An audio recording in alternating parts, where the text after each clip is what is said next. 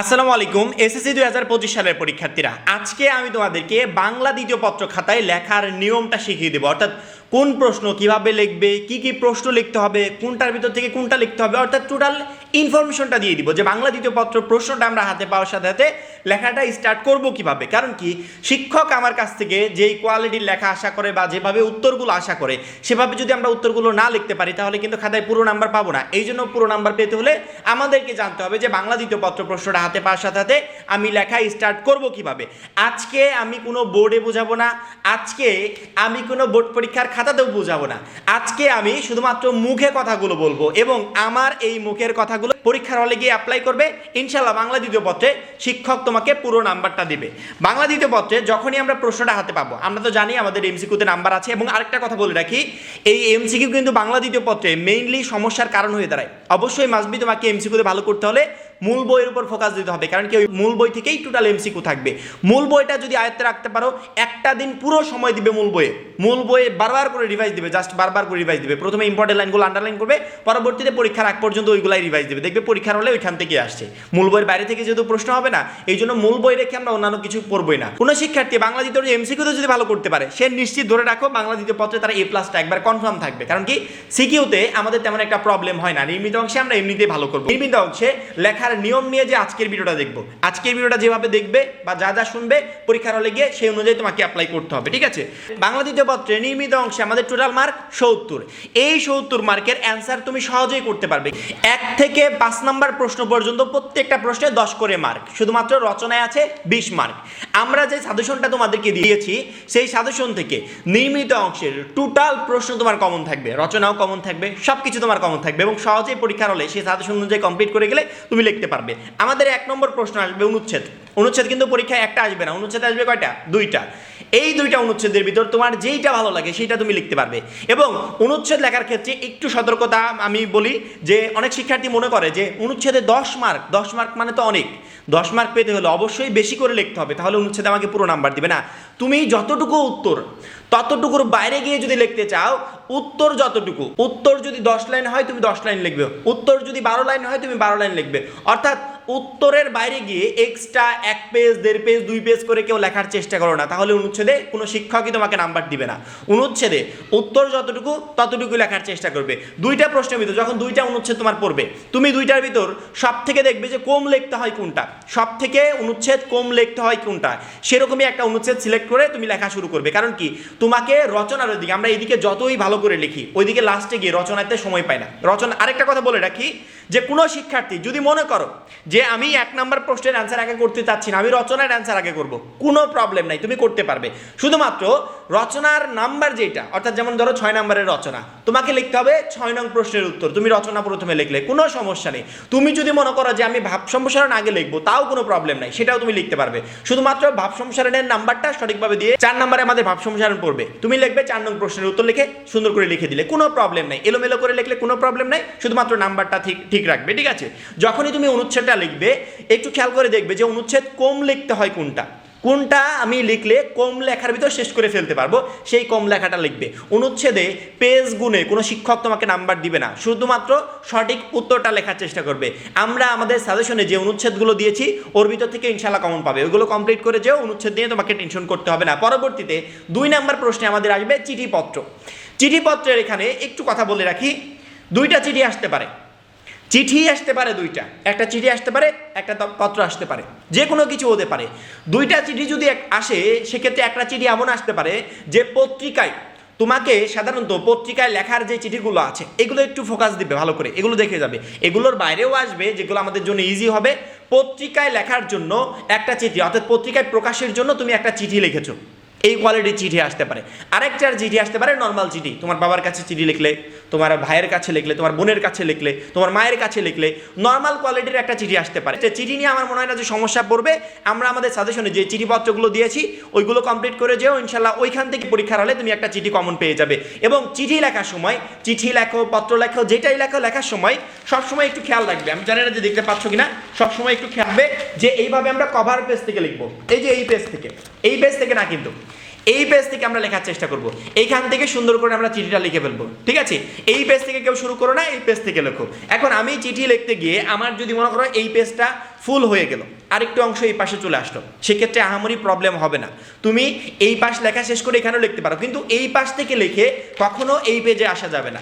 এইভাবে দুইটা cover page নিবে, এইখান থেকে লেখা শুরু করবে, ঠিক আছে? এখান থেকে লেখা শুরু করলে তুমি সুন্দর মতো এই পেজে চিঠিটা আটাতে পারবে। আমাদের চিঠিপত্রে দুইটা প্রশ্ন আসবে, যে কোনো একটার অ্যান্সার আমি সহজেই করতে পারবো। তারপরে 3 নম্বরে সারাংশ সারমর্ম, অর্থাৎ পরীক্ষায় সারাংশ আসতে পারে, সারমর্ম আসতে পারে। এই সারাংশ এবং সারমর্ম লেখার সময় কেউ যদি মাতবাড়ি করে এক্সট্রা কিছু লিখতে যায়, ও নাম্বারই পাবে না। সারাংশের উত্তর যদি 5 লাইন হয়, তুমি 5 লাইন লিখে শেষ করে দিবে। সারাংশের উত্তর যদি 3 লাইন হয়, তুমি 3 লাইন লিখে শেষ করে দিবে। অর্থাৎ সারাংশ বা সারমর্ম বেশি বড় করে লিখতে হয় না, একবারে মূল কথা সংক্ষেপে শেষ করে ফেলবে। সারাংশে শিক্ষক তোমাকে পুরো নাম্বার দিবে। যে অতিরিক্ত বাড়িয়ে বেশি লিখতে যাবে, সেই সারাংশে একবারে ধরা খাবে। এই জন্য সারাংশে আমরা অতিরিক্ত এক্সট্রা কিছু লিখবো না। সারাংশ এবং সারমর্ম দুইটারই আমরা সাজেশন দিয়েছি। আমাদের সাজেশন থেকে ইনশাল্লাহ কমন আসবে। তুমি সারাংশ সারমর্ম দুইটাই পড়ে যেতে পারো। দুইটার ভিতর থেকে যেটা কমন আসলে সেটা তুমি লিখতে পারো, অথবা যদি সময় সংক্ষেপ থাকে সেক্ষেত্রে তুমি যে কোনো একটা সিলেক্ট করে নাও, যে আমি সারাংশ পড়ে যাব বা সারমর্ম পড়ে যাব। কারণ কি, তোমার পরীক্ষায় দুইটাই আসবে, দুইটার ভিতর থেকে তোমার যেটা ভালো লাগে সেটার অ্যান্সার তুমি করতে পারবে।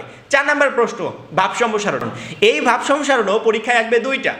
ভাব সম্প্রসারণ লেখার শর্টকাট নিয়ম, অর্থাৎ পরীক্ষায় যদি ভাব সম্প্রসারণ কমন নাও আসে, তারপরে সুন্দর করে গুছিয়ে বানিয়ে কীভাবে লিখে আসতে পারবো, প্রশ্ন দেখে দেখে উত্তর কীভাবে করতে পারবো, সেই নিয়ে কিন্তু অলরেডি আমাদের ভিডিও আছে। আমাদের ওই ভিডিওটা দেখলে ভাব সম্প্রসারণের টোটাল প্রবলেমটাই তোমার সলভ হয়ে যাবে। এই ভিডিও ডেসক্রিপশনে আমি ওই ভিডিওর একটা লিঙ্ক দিয়ে রাখবো, যেই লিঙ্কে ক্লিক করে তুমি ভাব সম্প্রসারণ লেখার নিয়মটা সুন্দর মতো দেখে নিতে পারবে। ভাব সম্প্রসারণ তুমি শুরু করবে কাভার পেজ থেকে, এইভাবে কাভার পেজ থেকে শুরু করবে। অনেকে বলতে পারো ভাই এই পেজ থেকে শুরু করলে সমস্যা কি? কোনো সমস্যা নাই, যদি সঠিকভাবে সুন্দর করে গুছিয়ে লিখতে পারো সেক্ষেত্রে শিক্ষক তোমার পুরো নাম্বারটা এখানে দিবে। এরকম কোনো নিয়ম নাই যে এই পেজ থেকে লিখতে হবে বা এই পেজ থেকে লিখতে হবে, তবে দুইটা কাভার পেজ নিয়ে এভাবে লিখলে লেখাটা সুন্দর দেখা যায়। শিক্ষকের সামনে যখন এই দুইটা কাভার পেজে অন থাকবে, সবকিছু ঠিকঠাক থাকলে পুরো নাম্বারটা তুমি পরীক্ষার হলে পাবে। তবে এই পেজ থেকে লিখলে যে নাম্বার কেটে নিবে এমন কোনো নিয়ম নাই। সেক্ষেত্রে ভাব সম্প্রসারণ আমাদের সাজেশনে যেগুলো আমরা দিয়েছি ওগুলো তো পড়বেই, প্লাস আমাদের শর্টকাট ফরম্যাটটা অর্থাৎ বানিয়ে লেখার যে নিয়মটা আমরা এই ভিডিও ডেসক্রিপশনে লিঙ্ক দিয়ে রাখবো, সেই লিঙ্কে ক্লিক করে সেই নিয়মটাও দেখে যাবে। পরীক্ষার হলে যদি কমন নাও আসে, তারপরে একবারে ইজি প্রসেসে তুমি লিখতে পারবে। 5 নম্বরে সবথেকে গুরুত্বপূর্ণ এবং ঝামেলার যেই বিষয়টা, সেটা হচ্ছে প্রতিবেদন। প্রতিবেদন লেখার নিয়ম নিয়ে প্রচুর পরিমাণ শিক্ষার্থী আমার কাছে ভিডিও চাচ্ছিল, কিন্তু অলরেডি আমি সেই ভিডিও দিয়েই রেখেছি। অনেক শিক্ষার্থী হয়তো খুঁজে পাচ্ছে না। প্রত্যেকটা শিক্ষার্থীকে বলি যে প্রতিবেদন আমরা যেগুলো দিয়েছি সেগুলো থেকে তো একটা প্রতিবেদন আসবে, এগুলো পড়ে গেলে তুমি কমন পেয়ে যাবে। তারপরেও এই ভিডিও ডেসক্রিপশনে আমি প্রতিবেদন লেখার একবারে সহজ নিয়ম দিয়ে রাখবো। তোমাকে একটা প্রতিবেদন পড়তে হবে না, শুধুমাত্র প্রতিবেদনের ফরম্যাটটা দেখে যাবে। যে কোনো প্রতিবেদন তুমি পরীক্ষার হলে লিখতে পারবে। প্রতিবেদন লেখার জন্য আমরা যে নিয়মটা দিয়েছি সেই নিয়ম প্লাস আমাদের সাজেশন, এই দুইটা কমপ্লিট করে যাবে ইনশাআল্লাহ। প্রতিবেদন নিয়ে কোনো সমস্যাই হবে না। প্রতিবেদন সাধারণত 3 টাইপের হয়ে থাকে, প্রধানত 2 টাইপের। এক হচ্ছে প্রাতিষ্ঠানিক প্রতিবেদন, আরেক হচ্ছে সংবাদপত্রে প্রকাশের জন্য প্রতিবেদন। এই সংবাদপত্রে প্রকাশের প্রতিবেদন আবার 2 রকম হয়। এক হচ্ছে আমি সুনাগরিক হিসেবে, মানে আমি সাধারণ একজন নাগরিক, আমি সুনাগরিক হিসেবে পত্রিকায় প্রকাশের জন্য আমি একটা প্রতিবেদন লিখেছি, ঠিক আছে। দ্বিতীয়ত হচ্ছে আমি নির্দিষ্ট কোনো একটা পত্রিকার রিপোর্টার, আমি রিপোর্টার হিসেবে একটা প্রতিবেদন প্রকাশের জন্য আমি একটা প্রতিবেদন লিখছি, অর্থাৎ একটা রিপোর্ট করছি, ঠিক আছে। এই 2 টাইপের প্রতিবেদন সাধারণত সংবাদপত্রে প্রকাশের জন্য প্রতিবেদন। আর একটা প্রতিবেদন হচ্ছে প্রাতিষ্ঠানিক প্রতিবেদন। এই 3 কোয়ালিটির প্রতিবেদন তোমাকে পরীক্ষায় পড়ে যেতে হবে। এই 3 কোয়ালিটির ভিতর যে কোনো 2টা প্রতিবেদন তোমার পরীক্ষায় আসবে। আমি তোমাকে নিশ্চয়তা দিচ্ছি তুমি পরীক্ষার হলে একটা প্রাতিষ্ঠানিক প্রতিবেদন অবশ্যই পাবে। এবং আমাদের টোটাল প্রতিবেদনের ভিতর সবথেকে সহজ প্রতিবেদন হচ্ছে প্রাতিষ্ঠানিক প্রতিবেদন।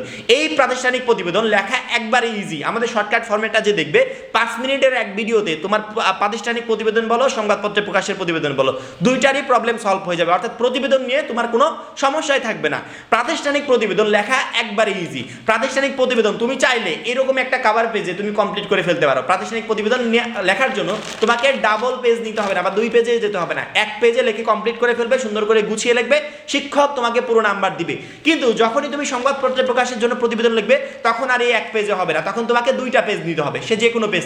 2টা পেজ নেওয়ার পর তোমাকে সংবাদপত্রে প্রকাশের যে প্রতিবেদনটা তুমি লিখছো, মনে করো খাদ্যদ্রব্য ভেজাল নিয়ে একটা প্রতিবেদন লিখছো, এটা হচ্ছে সংবাদপত্রে প্রকাশের জন্য প্রতিবেদন। তখন প্রতিবেদনের শিরোনাম প্লাস প্রতিবেদনের শুরুর যে কাঠামোটা আছে পুরোপুরি এই জায়গা কমপ্লিট করতে হবে, পরবর্তীতে ব্যাখ্যা দিতে হবে, লাস্টে ফিনিশিংটা আনতে হবে, তাতে তোমার 2 পেজই লাগবে। সেক্ষেত্রে আমি বলবো যদি পরীক্ষায় কখনো প্রাতিষ্ঠানিক প্রতিবেদন দেখো তাহলে ওইটাই আগে লেখার চেষ্টা করবে। কারণ কি প্রাতিষ্ঠানিক প্রতিবেদন লিখতে সময় অল্প লাগবে, বেশি লিখতে হয় না, অল্প কিছু লেখেও পুরো নাম্বারটা তুলে যায়। এবং সংবাদপত্রে প্রকাশের প্রতিবেদন পড়লে সেখানে বিস্তারিত আলোচনা করতে হয়। যদি পরীক্ষায় প্রাতিষ্ঠানিক প্রতিবেদন না আসে সেক্ষেত্রে তোমার হাতে তো আর অপশন নাই, তোমাকে সংবাদপত্রে প্রকাশের প্রতিবেদন লিখতে হবে, তখন তুমি ওইটা লিখতে পারো। এবং লাস্ট আমাদের রচনা, পরীক্ষায় রচনা আসবে কয়টা? 3টা।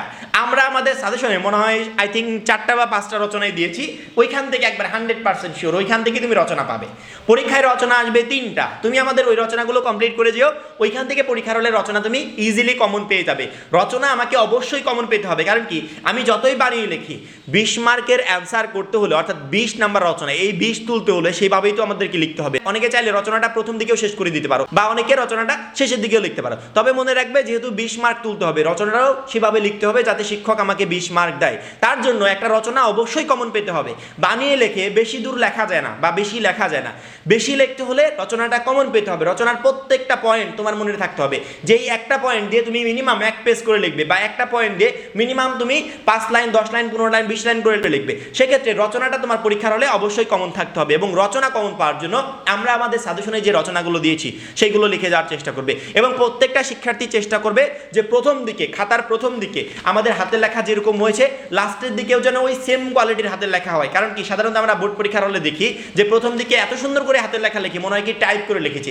রচনা লিখতে গিয়ে এত বিশ্রী কোয়ালিটির হাতের লেখা হয়, যেখানে আমাদের টোটাল 20 নাম্বার, সেখানে আমরা সব থেকে নাম্বার কম পাই। এই বিষয়টার দিকে একটু মনোযোগ রাখবে যে প্রথম দিকে যেভাবে লিখেছি লাস্টের দিকে যেন সেম কোয়ালিটির লেখা লিখি। প্রথম দিকে যেভাবে নাম্বার দিবে শিক্ষক, রচনাতেও যেন আমার সেইভাবেই নাম্বার দেয়। ইনশাল্লাহ বাংলা দ্বিতীয় পত্রে আমাদের A+ আর কেউ ঠেকাতে পারবে না। অবশ্যই মাস্ট বি এমসিকিউর পাশাপাশি আমরা যদি সিকিউতে ভালো মতো লিখতে পারি, ভালো মতো উত্তরগুলো দিতে পারি, বাংলা দ্বিতীয় পত্রে অবশ্যই মাস্ট বি আমি A+ পাবো। আশা করি বোর্ডে বোঝানোর থেকে, খাতায় বোঝানোর থেকে মুখে যেভাবে বিশ্লেষণ করে বোঝালাম প্রত্যেকটা শিক্ষার্থী বুঝতে পেরেছো। এখন এই পর্যন্তই, পরবর্তী ভিডিওর জন্য চ্যানেলটা সাবস্ক্রাইব করে রাখবে। সবাই ভালো থাকবে, সুস্থ থাকবে, আল্লাহ হাফেজ।